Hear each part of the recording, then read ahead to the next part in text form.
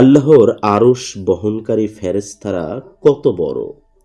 তুমি কি জানো এমন কিছু ফেরেশতা আছেন যাদের আকার এত বিশাল যে তাদের এক কান থেকে কাঁধ পর্যন্ত দূরত্ব হবে ৭০০ বছরের পথের সমান। ভাবো, যদি কেবল একজন ফেরেশতার এত শক্তি হয় এবং এত বড় হয়, তাহলে যারা আল্লাহর আরশ বহন করবে তারা কত মহামান্বিত হতে পারেন। আমি আজকে আমার এই ভিডিওর মাধ্যমে তোমাদের জানাতে চলছি আল্লাহর আরশ কি এবং কে বা কারা এই আরশ বহনকারী ফেরেশতা এবং তাদের আকার কত বড় এবং তারা কত শক্তিশালী।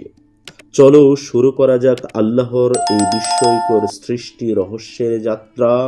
তবে রহস্যের যাত্রায় যাওয়ার আগে তোমাদের প্রতি অনুরোধ, তুমি যদি আমার চ্যানেলের নতুন দর্শক হয়ে থাকো তাহলে অবশ্যই চ্যানেলটি সাবস্ক্রাইব করবে, পাশাপাশি ভিডিওটি ভালো লাগলে লাইক করবে, কমেন্ট করবে এবং বন্ধুকে দেখার সুযোগ করে দেওয়ার জন্য অবশ্যই ভিডিওটি শেয়ার দিয়ে রাখবে।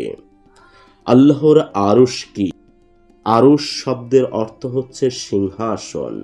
এটি আল্লাহ তাআলার সর্বোচ্চ ও শ্রেষ্ঠ সৃষ্টি। আল্লাহ তাআলা বলেন, তিনি আকাশ মণ্ডলী ও পৃথিবী সৃষ্টি করেছেন, এরপর আরশের উপর তিনি প্রতিষ্ঠিত হয়েছেন। এই আরশ আসমান ও জমিনের উপরে সমগ্র সৃষ্টির সর্বোচ্চ স্থানে অবস্থিত। মানব বুদ্ধি যতই চেষ্টা করুক না কেন, তার বিশালতা তাদের কল্পনারও বাইরে। আরশ বহনকারী ফেরেশতা কারা? এই ফেরেশতাদের বলা হয়, অর্থাৎ আরশ বহনকারী ফেরেশতাদের বলা হয় হাম্মাতুল আরশ, অর্থাৎ আরশ বহনকারী ফেরেশতা।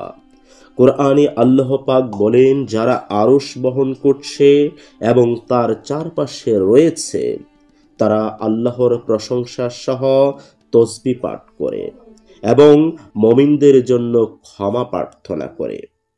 অর্থাৎ তারা কেবল আরশই বহন করে না, বরং মুমিনদের জন্য দোয়াও করেন।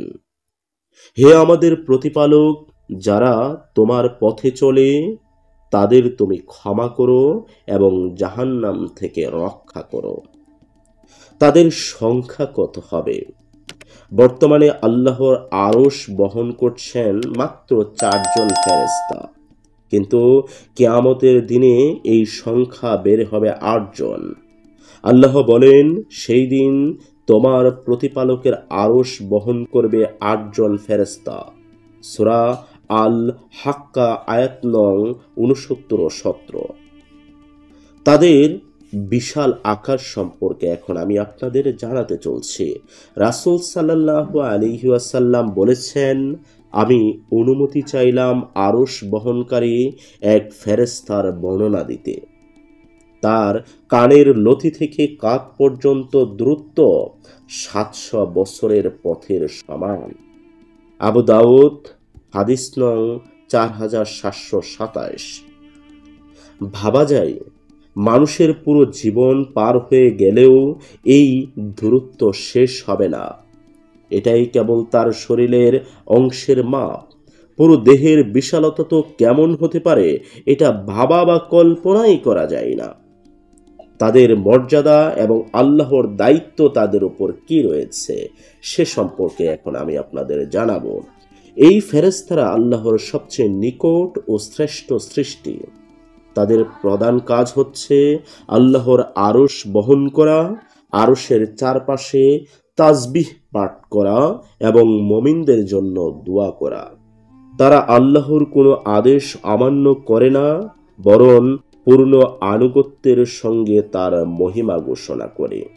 আমরা এখান থেকে কি শিক্ষা অর্জন করতে পারলাম? আরশ বহনকারী ফেরেশতাদের মহানতা আমাদের শেখায় আল্লাহর ক্ষমতা সীমাহীন, তার সৃষ্টির পরিধি অগণিত, আর মুমিনদের জন্য আল্লাহর ভালোবাসা এতই গভীর যে এই মহা ফেরেশতারাও আমাদের জন্য দোয়া করে।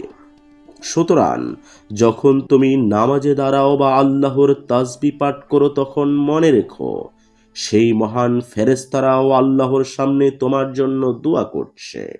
এটা কি তোমার হৃদয়ে ঈমানের আলো জ্বালিয়ে দেয় না?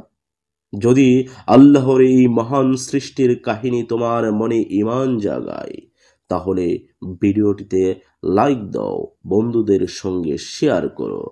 আর আরও এমন ইসলামিক জ্ঞানমূলক ভিডিও পেতে চ্যানেলটি সাবস্ক্রাইব করো।